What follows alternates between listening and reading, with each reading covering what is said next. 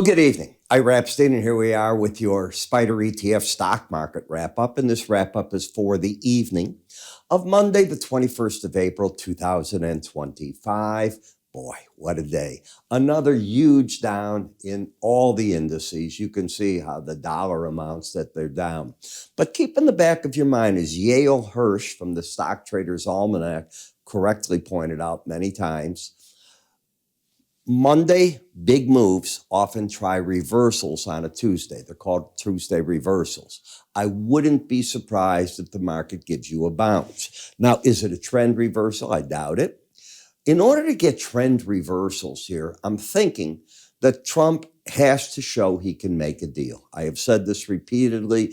I keep hearing people on TV say, well, that could be 5 months down the road. If it is, we'll probably be in the worst recession we have seen since 2008, easily.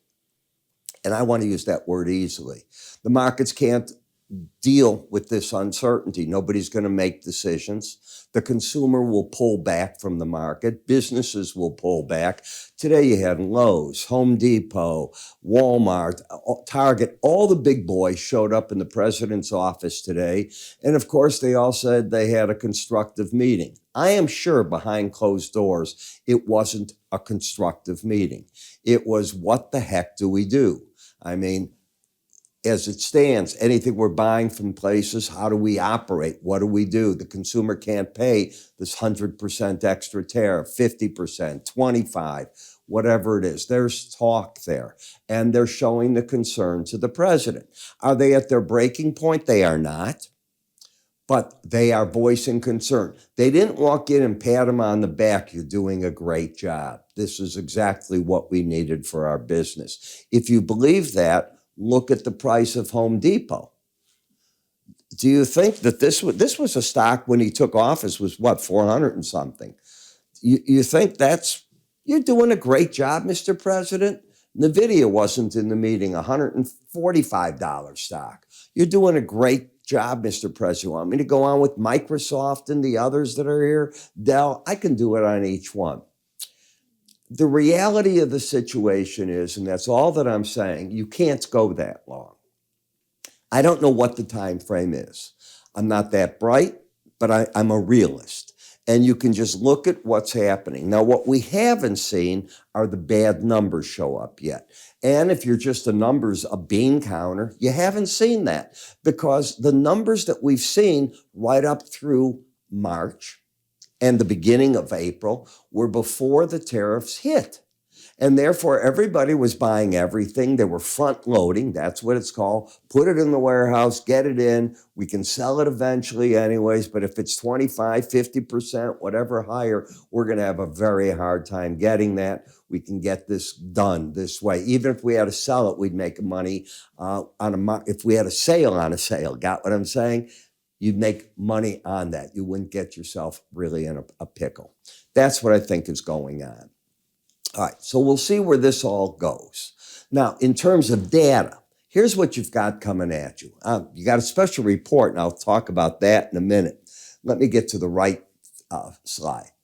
Redbook Group will come out with their weekly retail sales data, and that comes out tomorrow. Now, we've been seeing this number up at 6% every week. This thing's really been climbing as the spenders there. When does it turn down? We'll have to see that. And I like that it's a weekly number. The IFM, the World Economic Outlook. So do you think they're saying things are rosy? Yeah, it looks just great. These tariffs are going to help all the economies. They're going to do just fine. I don't think so. Let's see what they come out and say. The Richmond Fed, they're going to update their monthly manufacturing sector index for April, and that comes out at 9 o'clock. And again, this is right, the first month where all these big tariffs hit us. So I don't know that these reports on monthly manufacturing will be good or bad. They've been in a slump anyways, but this has to eventually, by May, really hit it. The South Korean delegation, they're arriving for their trade talks with Trump. And this is important. They've already committed in Louisiana that they're going to go into and build a big steel mill. And you're seeing parts of their companies do that. And they think they'll be operating by 2029. Now, that's a number of years away. What do they get for that? That's just one thing from the president. What are they coming with their briefcase full of, I can do this, I can do that, help us? Why? Especially in South Korea, because the president, as you know, is put out of office. There's an acting president at this point. Everybody there is vying for what they can get done so they can get voters to come in. This is a very live one right here. Japan's been live. I didn't like that Japan said, there's only so far that we can go in the press over the weekend, and there's a point at which we just can't go any further. So maybe they've been pushed to the limit. We don't know. We'll find out very soon. All right. Let's go to the chart action and see what we have here, because it is important. First chart we'll look at is gold miners. Here's what I think. Gold has run up so much that the miners are probably, even when gold corrects, not going to be hit as hard as gold. Why will gold correct? Just because markets that go up give you corrections. You don't have to buy that, but it's the reality of the situation. This market is already up just for the day 1.45%. It's really galloped along here, as you can see. The pattern is bullish. You have higher lows. You've had it from right here. The low, then a higher low, another higher low, and certainly the higher highs on the swing line along the way. And what the swing line does is there's 5 rules that make up this study, and it tells you if you're drawing the line on the current day to the top or bottom of that line. It's taught in my charting course. If you take out 50.37, you pull back on how bullish the market is. It probably goes into a consolidation phase. Without that occurring, I predict that the traders are trying to buy the market. They're looking at all the moving averages under it, and then they have to look and see where the Bollinger Band is. Notice where the market's stopping on each of the rallies. It hits the band, it runs it, it backs away, it comes back up to it, backs away. Very typical action because 95% of the time, markets stay within the bands. The last part of it is right here. Now you have a market that's got both numbers over 80 on the close today. On Thursday, we weren't open on Friday, both numbers were over 80, and they were both over 80 on Wednesday. What about the day before? No. So you're finally embedded, which tells me that the pros are going to buy this market tomorrow. They'll bail, in my opinion, if the red line closes under 79.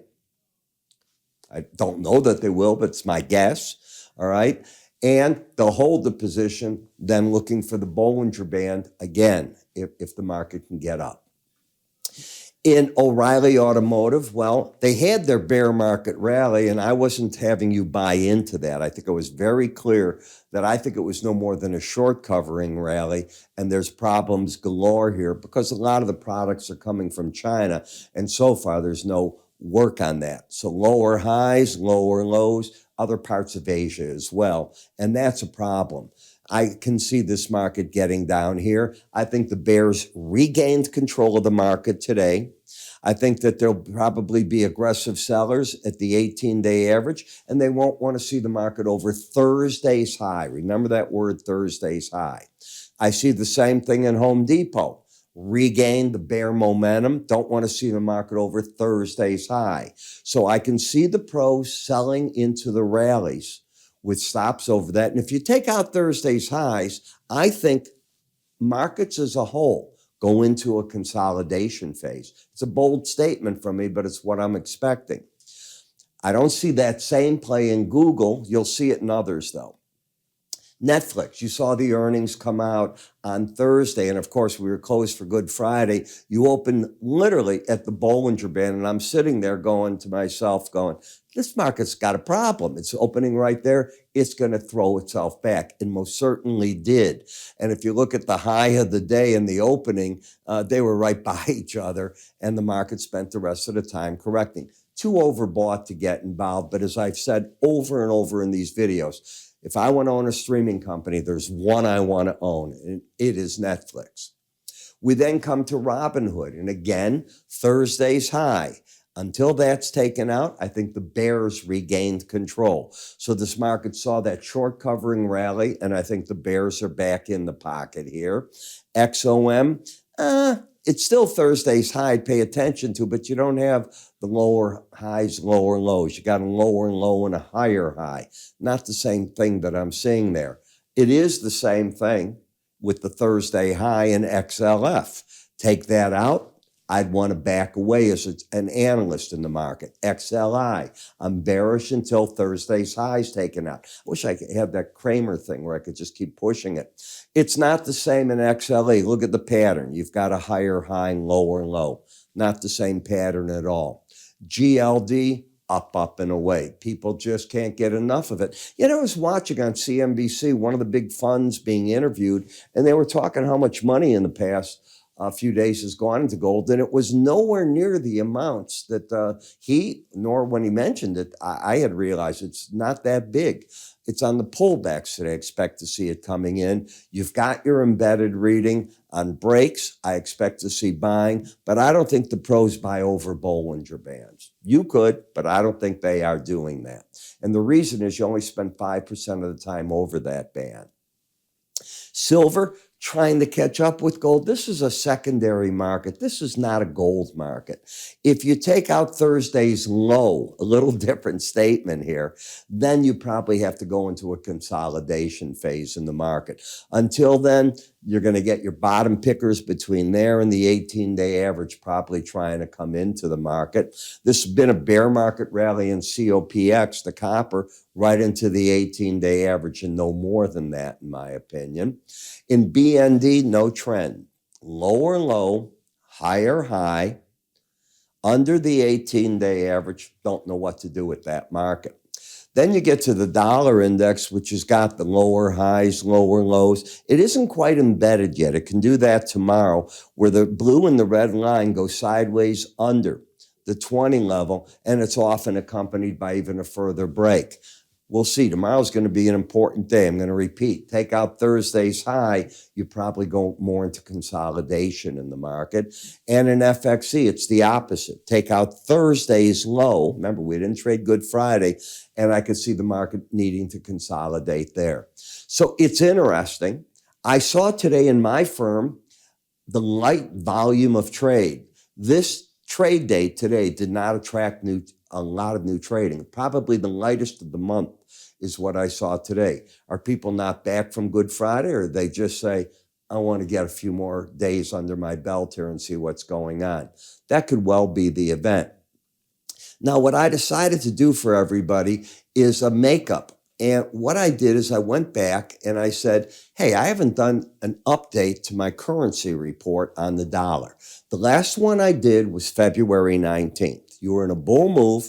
The upside was near the 110 area. If it kept going, it might go to the 115. It's unlikely, and I have the video, so I know what I said. And I warned that if you got back under the 102.50 area, and that was the March dollar index, you could start spiraling the other way. Well, guess what?